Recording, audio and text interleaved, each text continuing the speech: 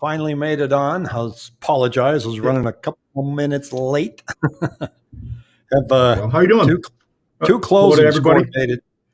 Two closings coordinating today, and one of them is a house in Texas that's closing that needs to fund the house that they're buying here. And when you try to do them both in the same day, stuff happens.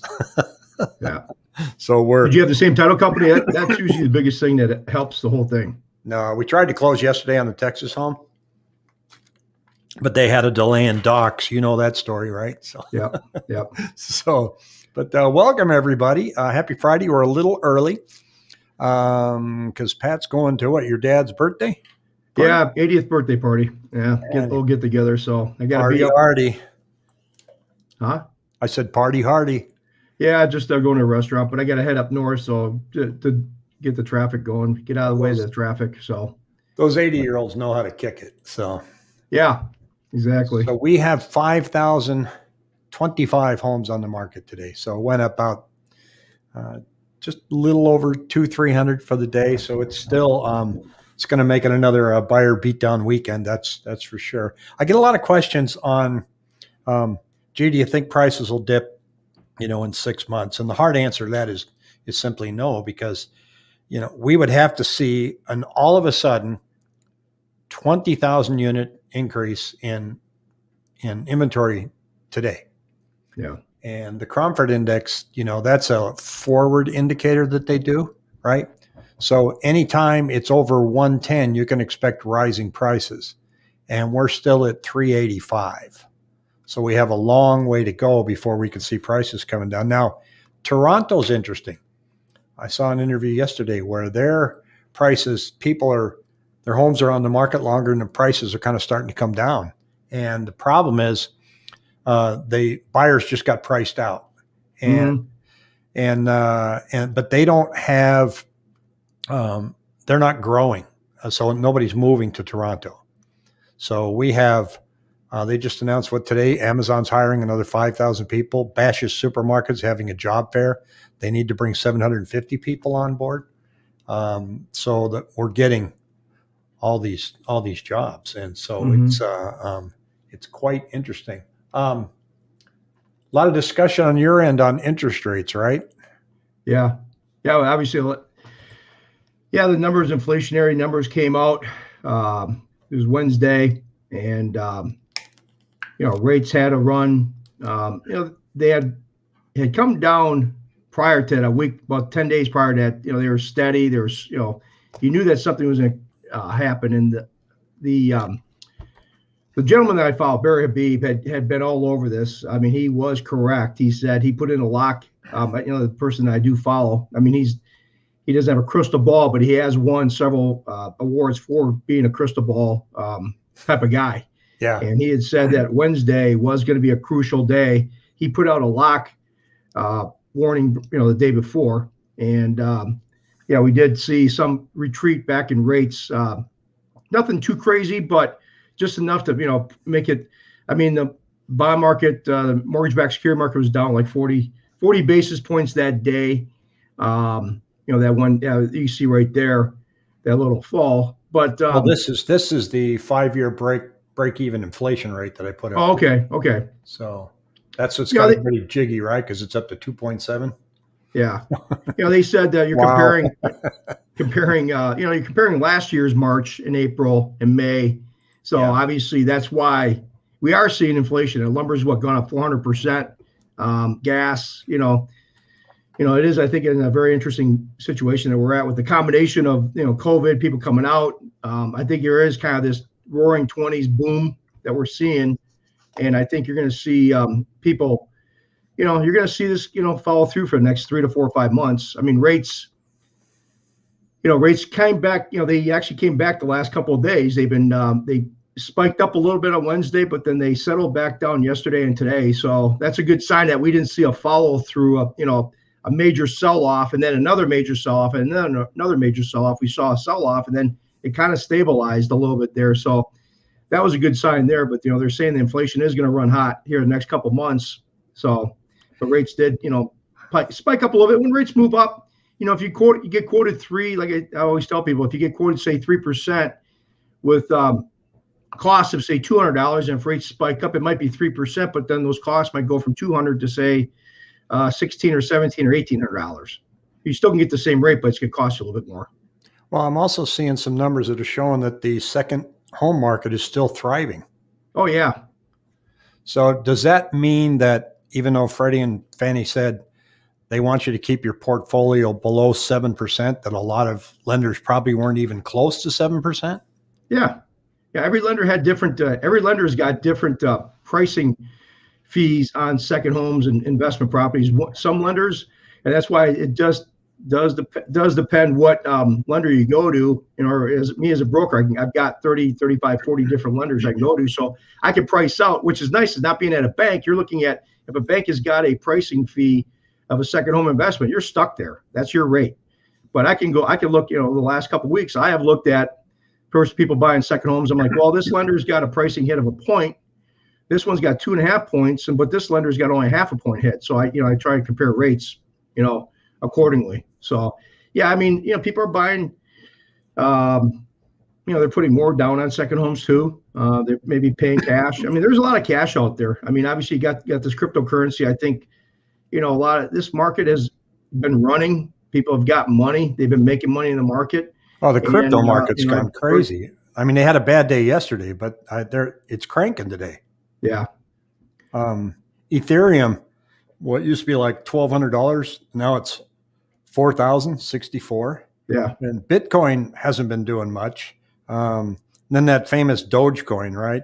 That one's a joke. It's up today 46%. Yeah. To 56 cents.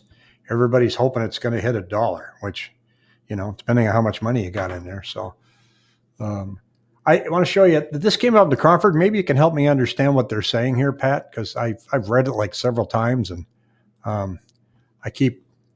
it's a chart. This is under contract list price per square foot, which is green. Mm-hmm. And then it's closed list price, which is brown, and actual sales price, which is red. So I get the list price and the actual sales price, but I don't get the closed list price. Why isn't that the sale price? So what they're showing is, the red line's going above the under contract list price, and they try to explain it down here. And I don't know if I didn't have enough coffee, but it said, first, the gap between the list price per square foot for homes that closed in the last month and their actual sales price per square foot.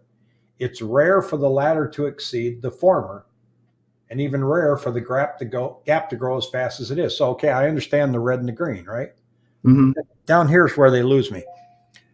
Secondly, an opposite indicator, the average price per square foot for listings under contract has drifted sideways for a whole month.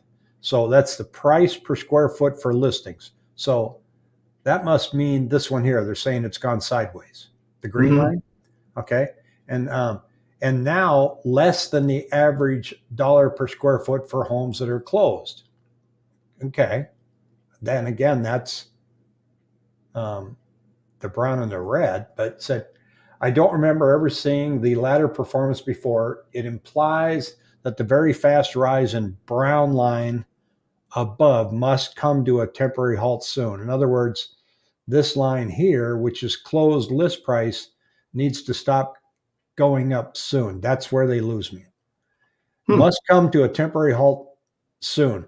It's pretty hard for the average dollars per square foot of closed listings to exceed the average dollar per square foot of listings under contract during the prior month. So we therefore expect the brown and red lines to start moving sideways in several weeks. If we're wrong, it means the market has become more unpredictable than normal. And that's not a good thing. We must watch this chart with more than the usual amount of attention. So that's about all I got out of it was, let's watch this chart. I consider myself a smart guy, but you had me at hello. Yeah, I read that 5 times. What am I gleaning from this? I don't know. I consider myself a pretty decently, fairly smart guy, but yeah, you got me on that one, honestly. I guess that's one thing to look at. If they said keep an eye on it, let's keep an eye on it for, keep the viewers. I know I think we're probably been, lulling people to sleep, and I apologize, but the last 6, 7 months, because it's been kind of like same old, same old. But like you said, it's kind of like watching a game. You can kind of see what's going on. People that keep watching, at least, we're going to see, like you said, I think we're doing a great service to people who are watching, because the problem is by the time they get the news, they watch the news, it's going to be about actually anywhere from 1 to 2 or 3 months behind. Yeah, you'll know before it even hits the news that the trend is changing, because right now what I'm seeing is the velocity of everything is going nuts. The overbid prices are increasing. The number of overbid as a percentage in every market, I think Redfin says it's something like 73% is increasing, and we're just a matter of a couple of months away from seeing buyer traffic really start to pull back because of, affordability. But I still wonder, and I still ask, will Phoenix become unaffordable? Because we have all this job growth and economic growth that's coming here, and it's unaffordable for a whole bunch of people, but it's still very affordable for a large segment of the population. So what is unaffordable for Phoenix? We don't know yet. That's going to be hard to tell. And I wanted to share with her, because I'm always sharing the Cromford report, but you, Joe Blow, you don't have access to that. So I'm going to put this link in when we play back. I'll put it in the comments section here for now, and then I'll add it to the comment section in the body of this when it's on YouTube. You can go to realtor.com, and if you look at data, you can do research, hottest markets, local market trends. So I pulled up market trend in Arizona, and this shows by county. And I looked up, and some of the places nationally were showing that we're up, 13% and 17%. But then when you go and you look here, look at Gila County. Oops, it got rid of my Arizona. Just in a moment. Let me pull it. This way I'll show you just how easy it is. So click on Arizona. It spins a little bit. And Gila County up 35.4%. Even Navajo up 30.7%. Yeah.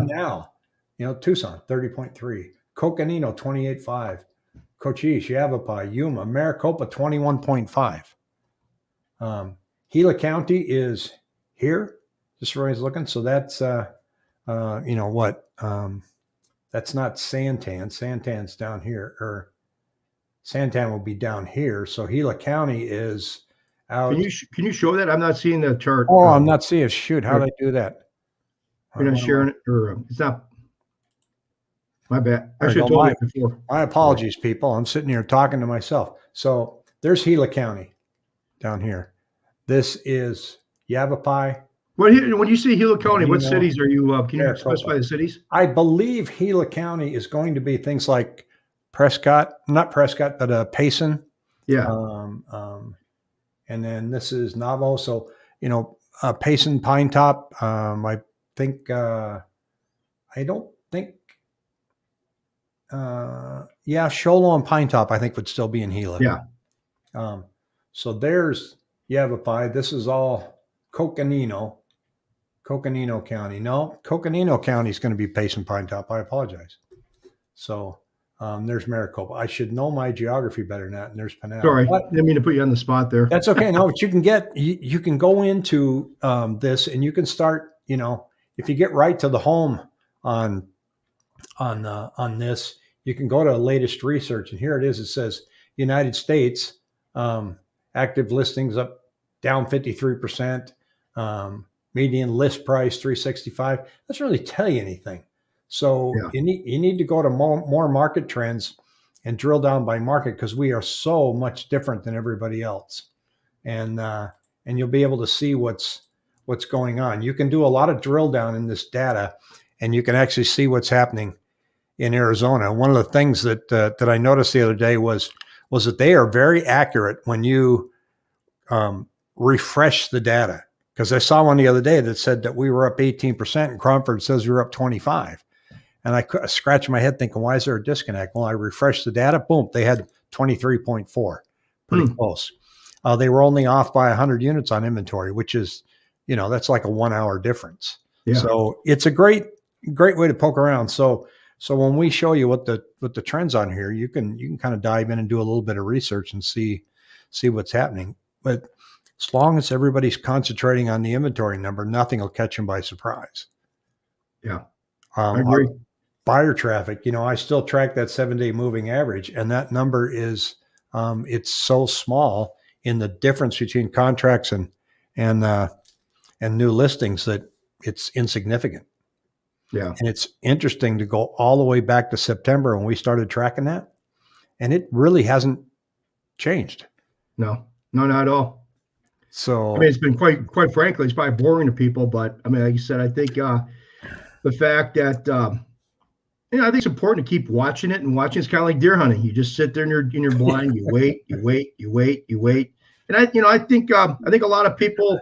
What I'm seeing on my end, I mean, people are getting homes, but they have to be patient. The low hanging fruit in terms of buying a home is it's just you got to be patient. It's a lot of work right now, and people have to. I think it's, I'm just kind of going off cuff here a little bit, but this kind of came to my head. We were talking about affordability. When are homes going to stop being affordable? And I noticed in the last couple of years, I mean, there's a subsegment that know they can afford a home and they've got the money, but a lot of these first-time home buyers, they'll call me up and say, I want to get a pre-qual. I'm going to say something, go off a little bit, but people don't really sit down and analyze their finances as much as they really should sometimes. These first-time home buyers, they say, I make this, my husband makes this, here's my credit, and now, we can't afford this home. If we go from 350 to 400, sometimes that payment, is going to be 100, 150, 200, let's say $200 difference. I challenge people that are looking at first-time home buyers, it's just a suggestion, is really sit down and do a deep dig on your finances to see where you spend money.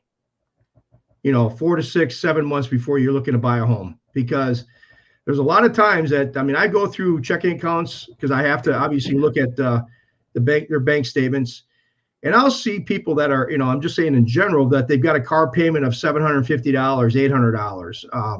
$800. They go out to eat and they spend probably, if you go through the bank statements, they're going out and spending, $150 here, $70 there. If people did a deep dig in their finances, I'd be a betting man that 8 out of 10 people can find an extra $150, $200 that they're like, wow, I didn't know I spent that. I didn't know I spent, $700 a month on just crap.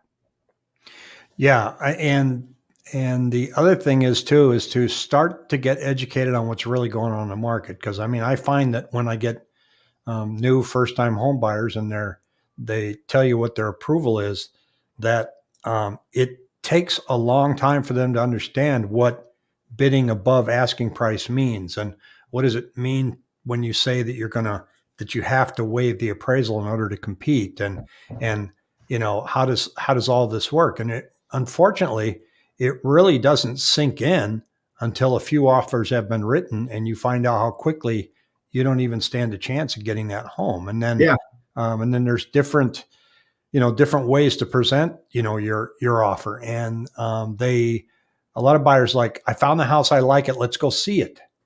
And it's like, well, now we can do that, but understand this price point in this zip code I'm seeing $30,000 above asking price. So you're seeing it for $329. They're going about $350, $360. And it may or may not appraise at your offer price. What does that mean? Well, here's what that means. Well, then how do I get this house? Well, you try. You put in the price that you're comfortable with, and we outline what the potential is that it's going to cost you at the closing table. Yeah. And if that doesn't fit your math, then this isn't going to work. Yep. So, it's okay to bid over if it fits your payment and it fits your plans. But you don't want to get that call and go, okay, we got the appraisal. In order to close, we need you to bring another $15,000 at closing. Like, I can't. Yeah. So No, it's just I think people, if they do a deep dig in their finances, I think they will find more money. People making, if you get the husband, the one person making 50,000, the other person's making 60,000, 70,000. You can find the money in your budget if you really, but I think the average American doesn't sit down and really analyze their finances exactly where they're going. Like you said, through 30, on 30 days in a given month, you might spend an extra $1,000 that you don't really even know that you're spending. It's like, yeah, holy yeah. mackerel, we're going out to eat here. We're going that, if you really want that house, I just think there's a lot of stuff left on the table that people could really be looking at to say, hey, because a lot of times they'll look at their rent and, like I said, they pay $1,400-$1,500 a month in rent, but the house payments can be $1,900 or $2,000. Once again, if you pay $2,000 in a mortgage and you're paying $1,400-$1,500 in rent, there's a big difference in terms of equity that you're gaining. You're actually, it's forced savings. So there's a lot of benefit there. And you might be able to make up that gap by looking at your bank statement every month saying, holy mackerel, we went out to eat entertainment wise. We spent $800. Yeah. So that's I just know I've been noticing that people are in a rush. I get these rush calls. Hey, I need a pre-qual. I got to do this. And, you got to sit down. The average person has to sit down and really strategize. It's not like going out shopping on a Saturday afternoon and say, let's go looking around. Let's go window shopping. If you really want to get serious about a house, you got to get serious and sit down and look at your finances and see exactly, where you're at. And then be prepared too, when you're looking at a certain price point, they're asking 410 for it. And it may bid up to 420. What does that actually mean? Are you bowing out because you got beat out by $10,000? Are you in a position because you already know ahead of time that if it goes up to 415, you can do it? Because the other thing I think people need to have in the back of their mind too is that we don't know, we can't predict. But what if this continues for 2 more years? Yeah. Not at a 25% clip, but what if it still rolls down to like 8? We go 25 this year and 8 next year, and then interest rates go to 4. So we slow down to 6. So, start putting a pencil to it. The average price of the house I want now is this. It's going to be up 18% more by this time next year. And then interest rate's going to be up 4. Start playing what if, can you still afford it? Yeah. Because everybody right now thinks, well, if rates come up to 4, then this whole party stops and prices will start coming down. They might, what'll come down are the asking prices. Yeah. Because people are still, they're going to be late. So when things start to turn, the sellers are still going to think that they can get that brisk price, right? So let's say it's $400,000 house, and you and I know that it's already gone up $30,000. Now they find out that, hey, my neighbors all went up $30,000, but we're seeing data that's showing that it's really starting to, buyer demand starting to show down. That person's going to put that house on for $430, and then they're going to have to lower the price. Then you're going to have headlines that say prices are dropping. Yeah. No, it never was worth $430. Prices aren't dropping. That's exactly what's going to happen. You're going to see the news media. They're like I said, there's always this lag, and then when they hit the news hits, they have a tendency to over, exaggerate. Oh my God, prices are falling. House, and then you get this cycle where people. That's kind of where you do get. That's probably when you are going to get a little bit of a shift. Like you said, you're not going to see these crazy bids, 30, 40, 50,000. My personal opinion is just watching the markets the last 34 years that I have been stock and the real estate market. You're going to see that frothiness. You're not going to see the crash. We're some frothiness to crash. I'll put $1 billion bet on that. I mean, if anything, you're going to see the frothiness.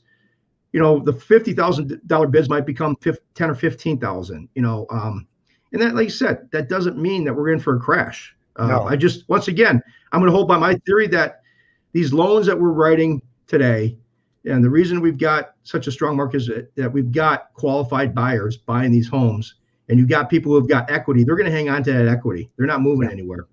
Yeah, I don't see them going, and we're seeing that in the forbearance numbers. And here's what Redfin's saying: almost 3/4 of home offers written by Redfin agents face bidding wars in April nationally, up from 45% a year ago. So this is what you're looking at when you get out there. The odds of going out and seeing a house for 350 and writing it for 350, I'm sorry, it's over. And it is what it is. It's now so far the two that I have closing right now, both of them were written far over the asking price, and both of them appraised at the offer price. I mean, we got lucky. We really got lucky. And that's speaking about appraisals, yeah. Money. Yeah, I mean, you got some of the appraisals. I've been talking to a couple of appraisers because I've had a couple of issues like timing issues. One thing with appraisals that's I've been, that has really been kind of the the crux lately. As far as timing, appraisers are not getting out there in time. They're overburdened with work. Appraisal that should normally take 5 to 6 days is taking 2 to 3 weeks, and they're not communicating. I had a situation where, the AMC did not communicate that they actually canceled the order, and I had to reorder it. It's just kind of a circus on that end. And I was talking to an appraiser, and I mean, if they're connected to an AMC, they might get six orders